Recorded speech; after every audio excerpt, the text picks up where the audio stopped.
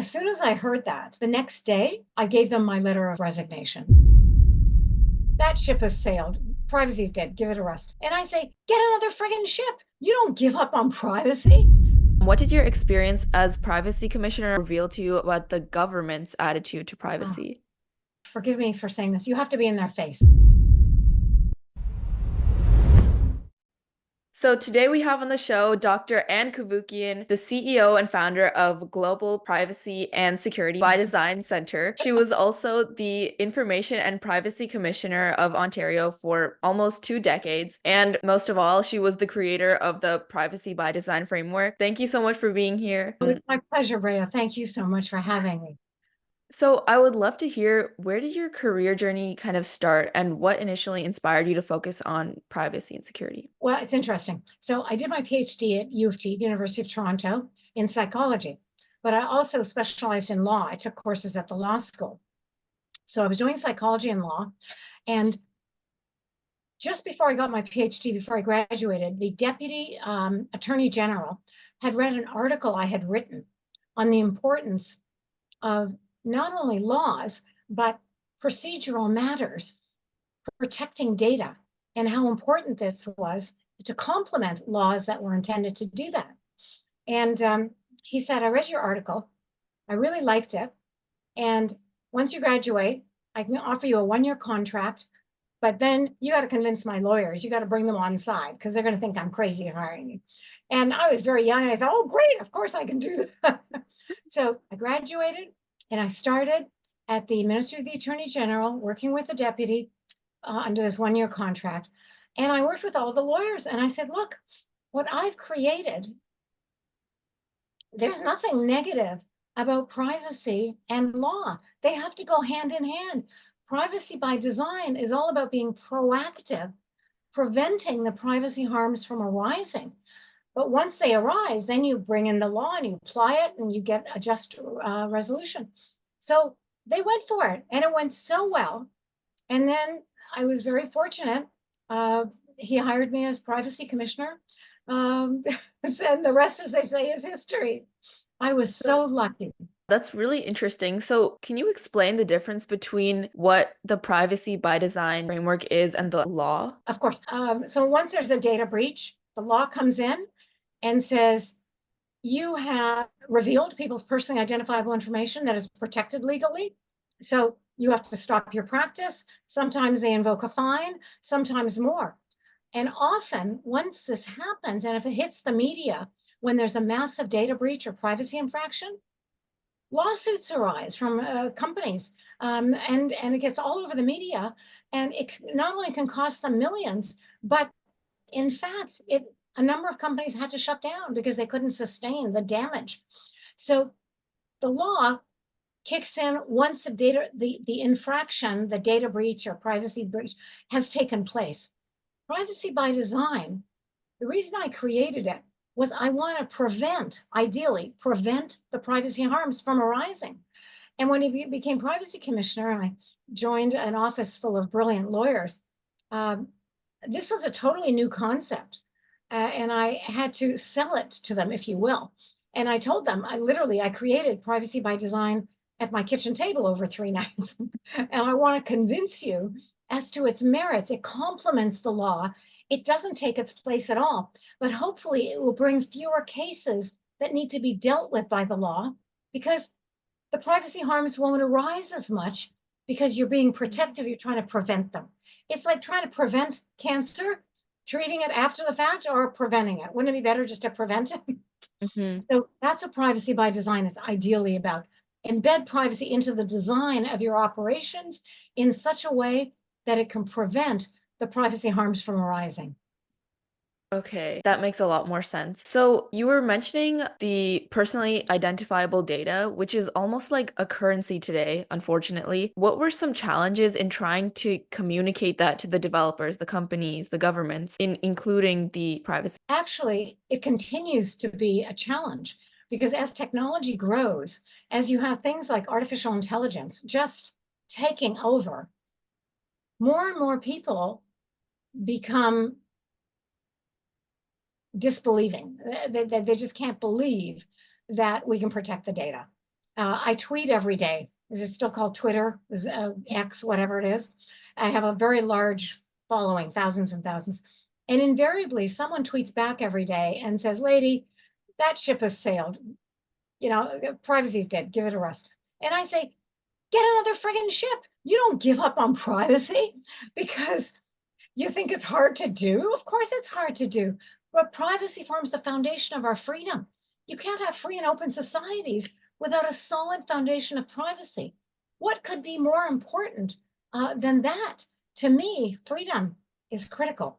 My background, I'm Armenian, and the first genocide worldwide was the Armenian genocide, where all of our freedoms were removed and people, so many millions were killed. And so I've been raised with an understanding of the enormous value of freedom.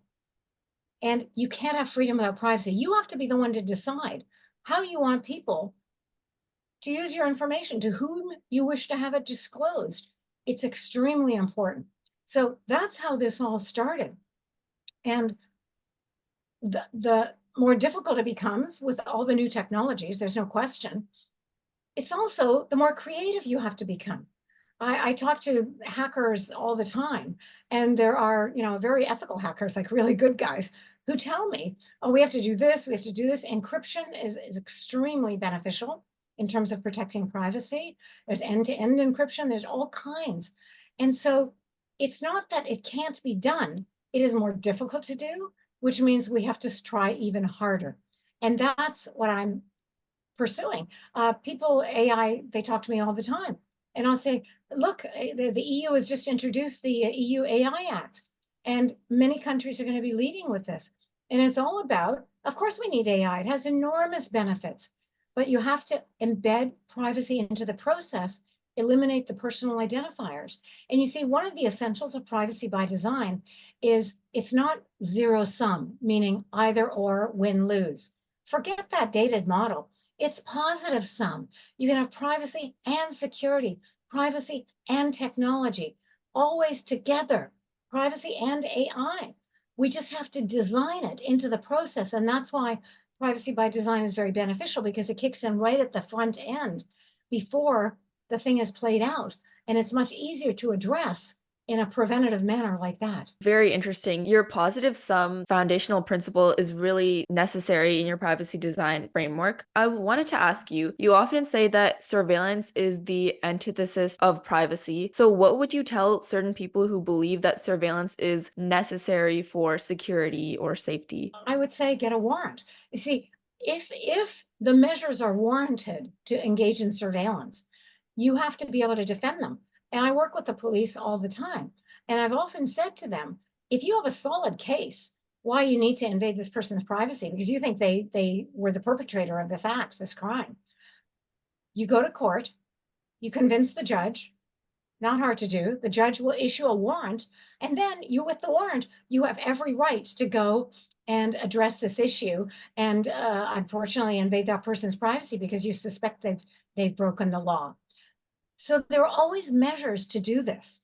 We just have to be mindful of that and not just think, well, if we want security, we have to get rid of privacy. No, quite the opposite. In fact, in order to have strong security, you have to have a strong privacy. You have to have a strong foundation of security. They truly go hand in hand. Yes. So you were asked to advise the Sidewalk Labs Toronto project, a smart city project that was announced in 2017, for those who don't know. Why did you later choose to resign from the project? I was very excited that Sidewalk Labs had approached me to help them ensure privacy is embedded into the system that they were creating. So I was delighted that, I remember again, positive sum, privacy by design, Sidewalk Labs and privacy. We can do both. So I was very excited about that. And I worked with them until it seemed to be getting too hard for them. And I remember a board meeting we were at, and I was sitting there at the board with all the members of various companies who wanted to use in the information they were obtaining. And the head of Sidewalk Labs at this board meeting said, well, we encourage you all to protect privacy and embed privacy into the design of your operations. But if you find you can't do that, then you have to go your own way. As soon as I heard that, the next day, I gave them my letter of resignation. I left because I said, you can't just say, do whatever you want. Of course, that might be harder to do. Let's work with them and make it happen. And you wouldn't believe when I resigned from Sidewalk Labs, no one could believe I did this because it was, a very worthwhile project. And I had emails and calls from literally all around the world. I'm not kidding. Europe, Australia, Brazil. I mean, it was Japan. They couldn't believe I was leaving such a lucrative position. And I said, how could I stay? They're defeating one of the essentials of privacy by design, which is that you have to attempt to be proactive and embed privacy into your operations. And yes, it can be difficult to do. There's no question. So what's not difficult to do these days? That's why I left. Yeah, And no, from the notice there's no outside, Sidewalk Labs now. they discontinued it. It is really unbelievable that you resigned, but yeah, it makes sense given they weren't even making it mandatory to include those restrictions. So do you believe that there is possibly an ethical way to develop a smart city? Oh, sure. And there are still smart cities now. There's a council, smart city council that I sit on. And again, what I say to them is it's not that you can't use the technology. You just have to sever the personal identifiers linked to the data. So you want to know how many people are driving on Highway 401, what hours of the day, in the morning, rush hour, middle to whatever. You want to collect all that data on these cars? Great. Just don't collect the license plate numbers. Don't collect identifiers. Once you remove the identifiers, you're free to go do whatever you want with the information. And that's why positive sum is invaluable. It allows you to use the data for very valuable purposes without in any way collecting the personal identifiers, thereby preserving privacy and ensuring whatever you wish the outcome to be. Wow. Smart cities are definitely something of the future. I cannot believe that these things are happening right now. But kind of backtracking here, what did your experience as Privacy Commissioner of Ontario reveal to you about the government's attitude to Oh, privacy? you have, forgive me for saying this, you have to be in their face, literally. Because obviously, governments would prefer to just use whatever information that comes their way without going to great lengths to protect the data. I was truly in their face. I'm astounded that I was able to serve 3 terms as commissioner. I loved it, and they thought I was doing a good job. They meaning not necessarily the government, but the political parties and the public. And I was always in their face, working with them. Let me be clear, attempting to help them achieve the goals they were pursuing, while always preserving privacy at the same time. And I used to talk to the media all the time. I would get people involved. And that's the thing. You have to be visible and prepared to take risks. And what I have to tell you now, and this is what disappoints me, I get media interviews all the time. That's not what disappoints me. I'm very pleased to continue to have the media continue to contact me. But at the end of the interview, I say, why didn't you go to the privacy commissioner to talk about this? And they say, what are you kidding? They don't talk to us anymore. They won't talk to the media because of the risks involved. Some of them don't even know there's a privacy commissioner. And when I say that, they say, oh, is there a commissioner? I have no idea. Who are they? I have no idea. So unfortunately, the risks you have to take are real if you become visible. But that's the whole point of the position. You need to protect people's privacy, both with the government and with private sector entities. The government has massive amounts of personal information, of course, that they have a right to collect, but then it has to be used in a very limited way, only for the primary purpose of the data collection. Yeah, I feel like you were especially a public figure those times. You would be in the media a lot. It's interesting how much has changed. So tell me a little bit about your journey into starting GPS by Design and why you kind of did it. After I left being privacy commissioner, I worked at, I taught for a few years, both at the University of Toronto, and it was at the time Ryerson University, now the Toronto Metropolitan University. I taught there for a few years, and more people came to me and they said, oh, for God's sake, Sam, give that up, do consulting. We need your advice on this. We need your advice on that. And eventually the messaging got through to me. And after I finished my last term's teaching, I created the Global Privacy and Security by Design Center, just to remind people there was privacy and security go hand in hand. and by design. And I've had just great luck with it. People contact me all the time. I'm very fortunate. And I speak at a lot of conferences worldwide, fortunately, because of Zoom. We can speak anywhere, anytime. And I get asked to speak regularly, weekly at least. And I enjoy doing that to give people hope that we don't have to give up on this. You never give up on freedom. Yes, it gets harder. So what? We have to do this. And more people in artificial intelligence are now getting interested in this. In fact, just 2 weeks ago, Apple has started Apple and AI. And Apple is one of the leading protectors of privacy. They have been forever. And now with them creating an AI system, I'm delighted because I know they will go to great lengths to protect people's personal information. So I'm very optimistic. So, kind of relating back to that, are there any other companies similar that are kind of like model examples that follow the privacy by design framework? Not many come to mind. I'm sure there are a number, but usually when I'm asked to consult with companies, it's when they're in trouble. And I offer them assistance in how to get back on the path of privacy and security or whatever it is they're trying to do. And marketing, you would think marketing, privacy? No. Yes, I have this slide that I use sometimes that was created by this marketing center as to how you embed privacy into marketing efforts. That yes, it can be done. And so I just try to give people hope. Things always become more difficult, but you never give up. And it's absolutely essential to our freedom. That's interesting. So, you said that you generally work with companies when they're kind of struggling, they need to get back on track. How do you work on embedding it into the design when they already kind of have the issues? Once they have the issues, which a lot of cases that it happens, we try to dissect what took place, what was the weakness that led to this privacy invasive practice. And once we find that, and usually it's not difficult to do, then we correct that practice. We contact any individuals who are affected by this, apologize greatly, tell them what we're doing, the measures we're taking to prevent that from happening in the future, and things of that nature. And you wouldn't believe how delighted people are to hear about that. People love the fact that you're taking additional steps now to protect their privacy. And then they come back and they reward the companies with their business again. So it's not a write-off.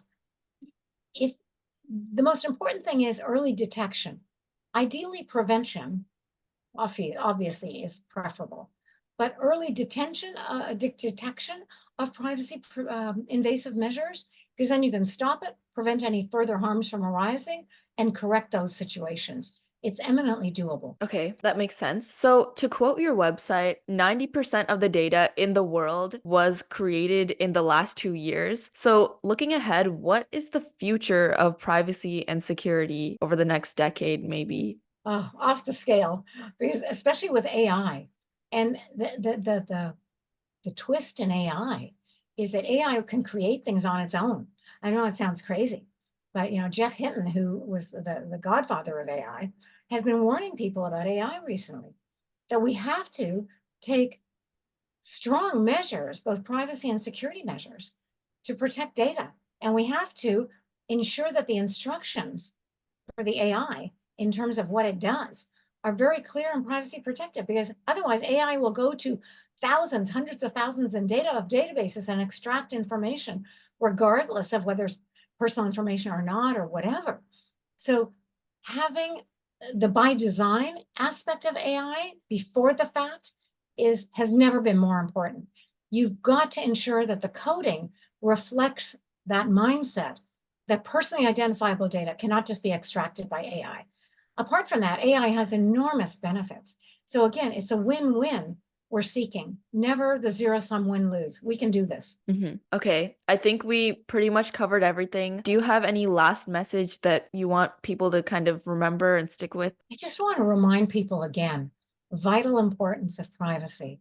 And it's not just to the individual themselves in terms of them. It drives me crazy when they say, well, what do you need privacy for? So only if you're going to hide something. That's nonsense. It's not about having something to hide. It's about an individual's decision So I say to people, you want to give away your information, be my guest. It's your personal information. Tell the whole world whatever you want, as long as it's your decision to do so. That's what privacy is all about, that the individual possesses the ability to make decisions to relating to their personal information, which belongs to them. And that's the critical component. And when you think of freedom, what is freedom about? It's about making those types of decisions. It's critical relating to religion, your workplace, your partner, your home. I mean, who cares? Whatever the area is, it's critical. So if you value freedom, you will value privacy and your ability to make decisions to either protect your data or give it away freely, whatever you want, as long as you make the decision to do so. That is incredible.